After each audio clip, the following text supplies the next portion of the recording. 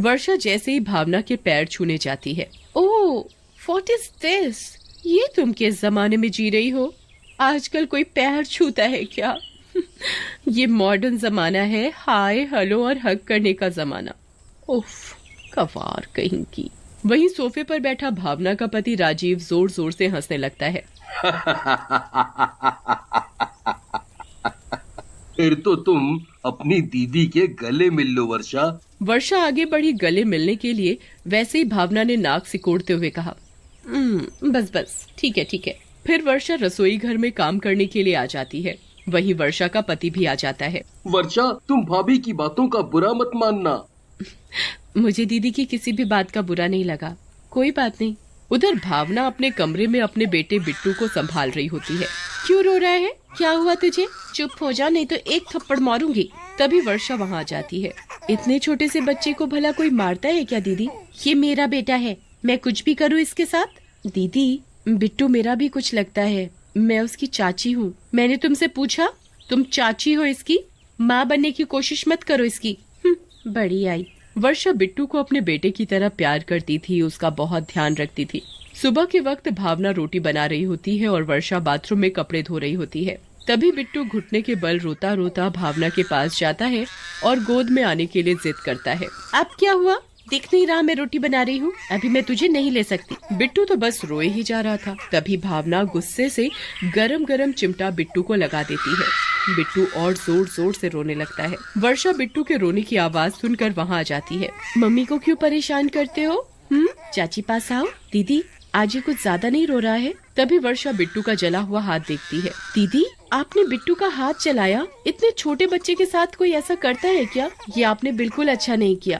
वर्षा बिट्टू को अपने कमरे में ले जाती है। मेरे राजा बेटा को चोट लगी है, अभी हम इस चोट पर दवाई लगाएंगे, फिर ये चोट बिल्कुल ठीक हो जाएगी। तभी कमरे में अमित आ जाता है। क्या हुआ वर्षा, बिट्टू इतना रो क्यों रहा है? पहले आप मुझे एक बात बताइए, मैंने देखा है दीदी बिट्टू को जरा भी प्यार नहीं करती, और तो और बिल्कुल ध्यान ही नहीं देती इतने से छोटे बच्चे पर। वर्षा, भाभी का स्वभाव थोड़ा अलग है, तुम्हें वो बिल्कुल पसंद नहीं करती। भाभी तो अपनी बुआ की लड़की से मेरी शादी कराना चाहती थी, पर मुझे तुम पसंद आ गई, इसलिए वो तुम्हारा गुस्सा बिट्टू पर निकालती हैं। पर इस बेचारे बच्चे की इसमें क्या गलती है? वर्षा बिट्टू को अपने सीने से लगा लेती है और रोने लगती है। एक दिन भावना बिट्टू को छत पर टहला रही होती है और तभी भावना की सहेली का फोन आ जाता है।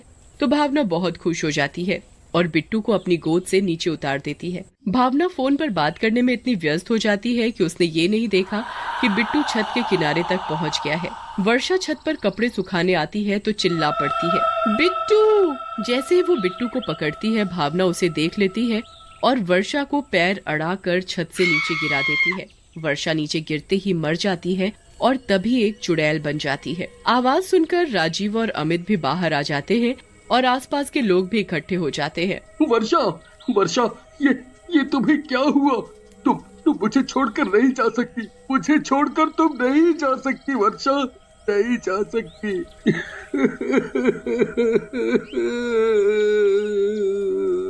अमित, अपने आप को संभालो। भावना, ये सब कैसे हुआ? उन दोनों को देखकर भावना रोने का नाटक करने लगती है। छत से पैर फिसल गया और नीचे गिर गई। ओह, ये तो मेरी छोटी बहन जैसी थी। वर्षा, तुम मुझे छोड़कर नहीं जा सकती। अच्छा हुआ जब मर गई। सभी लोग वर्षा का अंतिम संस्कार कर देते हैं। रात हो जाती है और सभी सो जाते हैं। बिट्टू पालने में सोया होता है और जोर जोर से रोने लगता है, पर भावना उसके रोने की आवाज नहीं सुनती। भावना, उठो जरा, देखो बिट्टू रो रहा है, उसे शायद भूख लगी है। अरे सोने दो ना, सिर में बहुत दर्द हो रहा है। तभी वर्षा चुड़ैल रूप में वहाँ आ जाती है और टेबल पर पानी से भरा गिलास भावना के ऊपर डाल देती है और चुड़ैल गायब हो जाती है। तभी भावना उठ खड़ी होती है। ये किसने डाला पानी? जरूर राजीव ने डाला होगा, पर राजीव तो सो रहे हैं, फिर किसने डाला होगा? ओहो, और इसने दुखी कर रखा है, जब देखो रोता रहता है। अब नींद तो आने वाली है नहीं, इसे ही दूध पिला दूं। ये ऐसे ही मानेगी, इसे दिखता नहीं बिट्टू भूख से कितना रो रहा है। सुबह हो जाती है। भावना सोचती रहती है रात के बारे में कि किसने डाला होगा पानी। तभी राजीव वहाँ आ जाता है। राजीव, क्या तुमने डाला था पानी रात को मेरे ऊपर? तुम्हारा दिमाग तो ठीक है, मैं भला क्यों डालने लगा तुम्हारे ऊपर पानी? तुम नींद में पानी पी रही होगी तो तुम्हारे ऊपर गिर गया होगा। हो सकता है मुझसे ही गिर गया होगा। भावना रसोई घर में खाना बना रही होती है, फिर पीछे से चुड़ैल आ जाती है। चुड़ैल चिमटा गर्म करती है और नीचे फर्श पर रख देती है। जैसे ही भावना का पैर उस चिमटे पर पड़ता है तो वो जोर जोर से चिल्लाने लगती है। मर गई मैं, ये चिमटा कैसे नीचे गिरा? आईयो, अभी तो वहाँ ऊपर रखा था और ये इतना ये इतना गर्म कैसे हो गया? मेरा पैर जल गया। तूने भी ऐसे ही बिट्टू को जलाया था ना? देखो अब जब जलता है तो कितना दर्द होता है। चुड़ैल वहाँ से चली जाती है और भावना पैर पकड़कर रोती रहती है। भावना जैसे तैसे सोफे तक जाती है और उस पर बैठ जाती है। बैठते ही भावना सोफे पर ही सो जाती है। बिट्टू वहीं खेल रहा होता है। चुड़ैल देखती है, बिट्टू को अकेला छोड़कर ये भावना चैन से कैसे सो सकती है? अगर बिट्टू को चोट लग गई तो? बिट्टू अपने मुंह में कुछ उठाकर डाल ना ले। नहीं, मैं ऐसा नहीं होने दूंगी। चुड़ैल बिट्टू को उठाकर कमरे में ले जाती है और उसके साथ खूब खेलती है। बिट्टू भी खूब खेलता है अपनी चुड़ैल चाची के साथ। फिर खेलकर चुड़ैल की गोद में ही सो जाता है। चुड़ैल उसे वहीं बिस्तर पर सुला देती है। अरे, ये तो अभी तक सो रही है। चुड़ैल भावना को सोफे से जोर का धक्का देती है। मर गई रे मैं, हाय आइयो, बड़ी जोर का गिरी। कौन है? किसने गिराया मुझे? भावना उठकर इधर उधर देखती है पर वहाँ कोई नहीं होता। किसी ने तो दिया मुझे धक्का। तभी भावना को याद आता है कि बिट्टू कहाँ गया। बिट्टू, बेटा कहाँ हो? ये बिट्टू कहाँ चला गया? अरे, बिट्टू तो यहाँ बिस्तर पर सोया है। पर बिट्टू तो मेरे पास था, इतने ऊपर तो ये खुद नहीं चढ़ सकता। फिर किसने चढ़ाया इस ऊपर? अमित और राजीव भी ऑफिस से घर आ जाते हैं और सभी टेबल पर बैठकर खाना खाते हैं। अमित बिट्टू को टेबल पर बिठा देता है। तभी बिट्टू हाथ मारकर सारा खाना नीचे गिरा देता है। इस लड़की का मैं क्या करूं? सारा खाना गिरा दिया ना। और फिर भावना बिट्टू को मारने लगती है। तभी चुड़ैल भावना के सामने आ जाती है और भावना को एक जोर से थप्पड़ मारती है। चुड़ैल, क्यों पहचाना नहीं? मैं चुड़ैल नहीं, वर्षा हूँ। वर्षा, तुम चुड़ैल? वर्षा, तुम चुड़ैल? हाँ वर्षा, बताओ ना तुम चुड़ैल कैसे बनी? तुम्हारा तो हमने विधि विधान से अंतिम संस्कार कर दिया था, उसके बाद भी तुम ये? हाँ भैया, मैं सिर्फ बिट्टू के लिए यहाँ और ऐसे आई हूँ। मैं बिट्टू को बहुत प्यार करती हूँ। मैंने चाची बनकर नहीं, एक माँ के जैसे उसे प्यार किया। पर दीदी इतना बोलते ही चुड़ैल बहुत रोने लगती है। वर्षा तुम रो नहीं, बताओ ना क्या हुआ? भाभी ने क्या किया? भावना घबरा जाती है कि ये मेरी पोल खोल देगी कि मैंने गिराया था छत से इसे। वर्षा, मेरी प्यारी बहन, तुम्हें बिट्टू बहुत याद करता है। मत बोलो मुझे बहन, तुमने कभी भी बिट्टू को माँ का प्यार नहीं दिया, उसका कभी भी ख्याल नहीं रखा। ऊपर से तुम उस मासूम सी जान पर हाथ उठाती हो। उस दिन तुम छत पर गई थी बिट्टू को लेकर और बिट्टू को नीचे उतार कर फोन पर बात करने लगी। फोन में तुम इतना खो गई कि बिट्टू की तरफ जरा भी ध्यान नहीं गया तुम्हारा कि वो छत के बिल्कुल किनारे पहुंच गया है। अगर मैं वक्त पर आकर उसे ना पकड़ती तो वो नीचे गिर जाता। पर तुमने क्या किया मेरे साथ? मुझे पैर अड़ाकर नीचे गिरा दिया। क्या भाभी, तुमने गिराया छत से वर्षा को और हमसे झूठ बोला कि पैर फिसलने की वजह से ये नीचे गिरी है? भावना, तुमने ये अच्छा नहीं किया। मुझे माफ कर दो वर्षा, तुम माफी के काबिल नहीं हो। तुम्हें तो जेल होनी चाहिए, जेल। मैं अभी फोन करके पुलिस को बुलाता हूँ। तभी राजीव चुड़ैल के आगे हाथ जोड़कर खड़ा हो जाता है। वर्षा, भावना को माफ कर दो। अमित को बोलो पुलिस को ना बुलाए। अगर भावना को पुलिस पकड़ कर ले गई तो बिट्टू का क्या होगा? बिट्टू का मासूम सा चेहरा देखकर चुड़ैल को तरस आ जाता है। ठीक है, पुलिस को कुछ नहीं बताऊंगी, पर भावना को वादा करना होगा कि वो कभी भी बिट्टू को नहीं मारेगा था। लेकिन कुछ दिनों पहले ही वो फैक्ट्री बंद पड़ गई और वो बेरोजगार हो गया। धनिया की पत्नी बहुत पहले ही गुजर गई थी। धनिया की एक 10 साल की बेटी सिया भी थी। वैसे ही उसके घर का गुजारा बहुत मुश्किल से चलता था। ऊपर से उसकी नौकरी भी चली गई तो घर चलाना और भी मुश्किल हो गया। नौकरी चले जाने की बात उसने सिया को नहीं बताई। रोज की तरह धनिया सुबह घर से निकलता नौकरी की तलाश में और शाम को नौकरी ना मिलने पर थका हारा वापस घर आ जाता। सिया, सिया, ओ सिया बेटी। अरे बाबा, आप आ गए फैक्ट्री से? पर आज भी मैं तेरे लिए रंग और पिचकारी लाना भूल गया। अरे कोई बात नहीं बाबा, कल ले आना। फैक्ट्री के सेठ ने बोला है होली पर सबको दिवाली की तरह बोनस मिलेगा। जब बोनस मिलेगा उन पैसों से मैं तुम्हारे लिए रंग, पिचकारी और ढेर सारी मिठाइयाँ लाऊंगा। सिया को पता था कि फैक्ट्री बंद होने के कारण उसके बाबा के पास अब कोई काम धंधा नहीं है। अब वो किसी की दुकान में झाड़ू लगा लिया करते हैं या पीठ पर बोझा उठाकर 2 पैसे लाकर जैसे तैसे घर चला लेते हैं। कभी कभी तो कोई काम नहीं मिलता तो खाली हाथ ही घर लौटना पड़ता है। एक दिन धनिया काम की तलाश में बाजार की तरफ जा रहा होता है। देखते देखते होली भी पास आ गई। कल होली है और मैं अभी तक अपनी बेटी के लिए रंग और पिचकारी भी नहीं ला पाया। धनिया ये सब सोचता हुआ चले जा रहा था। तभी उसकी नजर एक रंग और पिचकारी की दुकान पर गई। इस दुकान में मुझे जरूर कोई न कोई काम मिल जाएगा तो मालिक के पैसों के बदले में अपनी बेटी के लिए रंग और पिचकारी मांग लूंगा। मालिक, कोई काम मिलेगा? कोई काम नहीं है, मैं कोई भी काम कर लूंगा मालिक। झाड़ू लगा दूं या झाड़ पोछा कर दूं दुकान में, कुछ भी। एक बार में सुनाई नहीं देता क्या? कोई काम नहीं है मालिक, मैं बहुत गरीब हूँ, मेरे पास कोई काम धंधा भी नहीं है। कल होली है और मुझे अपनी बेटी के लिए रंग और पिचकारी लेनी है। आप मुझे मेरे काम के पैसे के बदले रंग और पिचकारी दे देना। शक्ल से तो तुम चोर लगते हो। काम के बहाने कहीं चोरी करने का इरादा तो नहीं? हाँ, नहीं नहीं, बिल्कुल नहीं। आप एक बार काम देकर तो देखो। ये ऐसे नहीं मानेगा, पता नहीं कहाँ कहाँ से चले आते हैं। अरे कोई है, इसे भगाओ यहाँ से। बेकार में मेरा और ग्राहकों का टाइम खराब कर रहा है।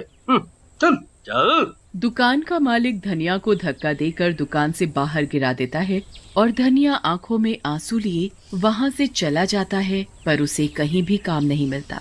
जेब में पैसे नहीं है, घर में राशन खत्म होने को आया, अब कैसे घर चलेगा? मैं तो भूखा भी रह लूं, पर बेटी को मैं भूखा नहीं रख सकता। धनिया उदास मन से घर पहुंचता है। क्या बात है बाबा, चेहरा इतना उतरा हुआ क्यों है? अरे कुछ नहीं बेटा, तबीयत कुछ ठीक नहीं है, मैं जाकर सो जाता हूँ। सिया को पता था कि उसके बाबा को कुछ नहीं हुआ है, वो बिल्कुल ठीक है। जब भी उन्हें कोई काम नहीं मिलता वो भूखे सो जाते ताकि राशन एक दिन और ज्यादा चल सके। कई बार उन्होंने ऐसा किया। वो खुद भूखे रह जाते पर सिया को कभी भूखा नहीं रहने देते। अगले दिन होली थी। धनिया चुपचाप सुबह सुबह अंधेरे ही घर से काम की तलाश में निकल पड़ता है, पर सिया उसे देख लेती है। उसके जाने के बाद सिया घर में बने मंदिर के पास जाती है और बहुत रोती है। माँ, मेरी तो अपनी माँ भी नहीं, पर तू तो पूरे जगत की माँ है, तो मेरी भी माँ हुई ना। एक बेटी झोली फैलाकर अपनी माँ के सामने भीख मांगती है कि मेरे बाबा को दुख मत दो, वो बहुत दुखी है। माँ, मैं तुझसे कोई धन दौलत नहीं मांगती, पर मेरे बाबा को कोई काम दिला दो जिससे वो 2 वक्त की रोटी खा सके। कल रात भी मेरे पापा बिना खाए सो गए। अगर उन्हें कुछ हो गया तो?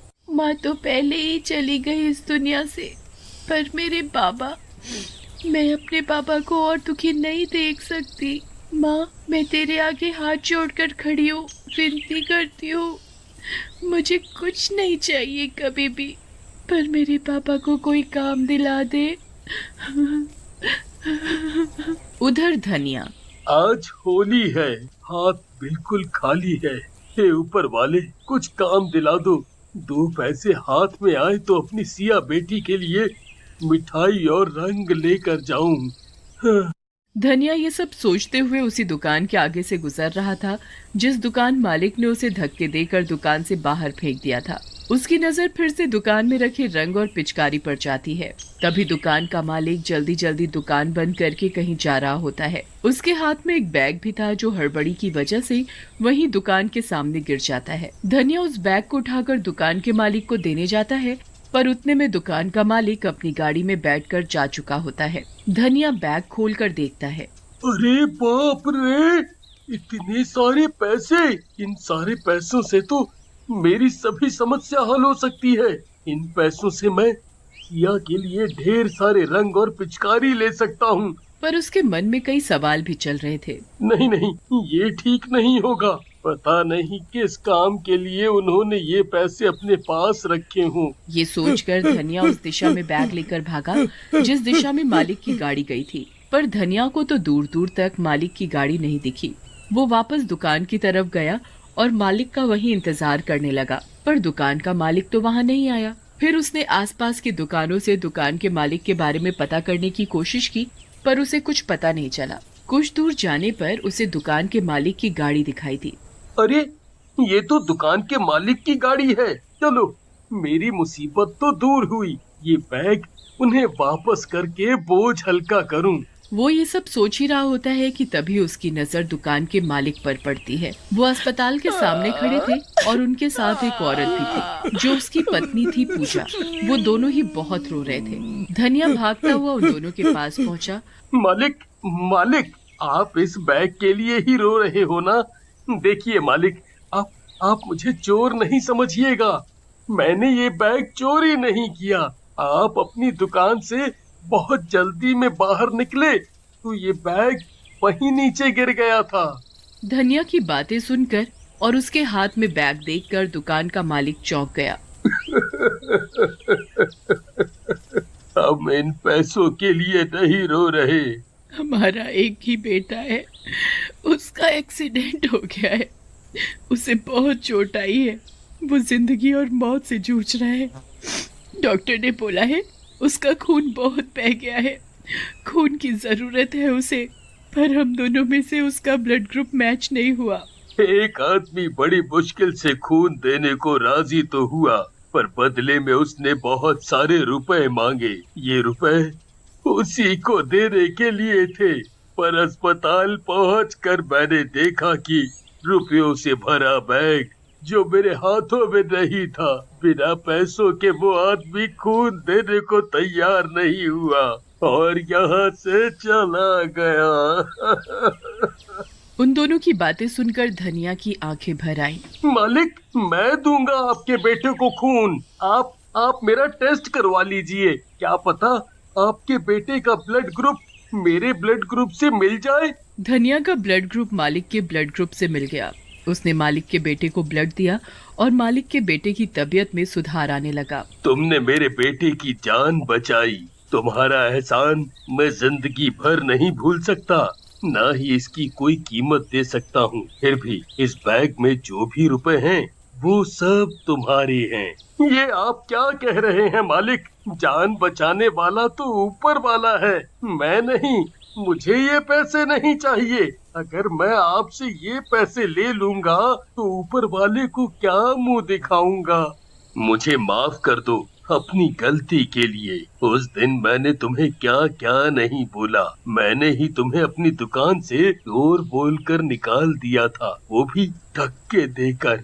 मालिक, आप मुझे शर्मिंदा ना करें। धनिया वो बैग मालिक को दे देता है और फिर धनिया वहाँ से अपने घर की ओर चला जाता है। घर पहुंचकर देखता है कि सभी बच्चे बड़े होली खेल रहे हैं, नाच रहे हैं। जैसे ही वो घर पहुंचकर सिया को आवाज लगाता है, सिया बाहर आ जाती है। पर ये क्या? धनिया देखता है कि उसके हाथों में रंग की पिचकारी है। सिया मेरी बच्ची, ये रंग पिचकारी कहाँ से आई? कौन लाया?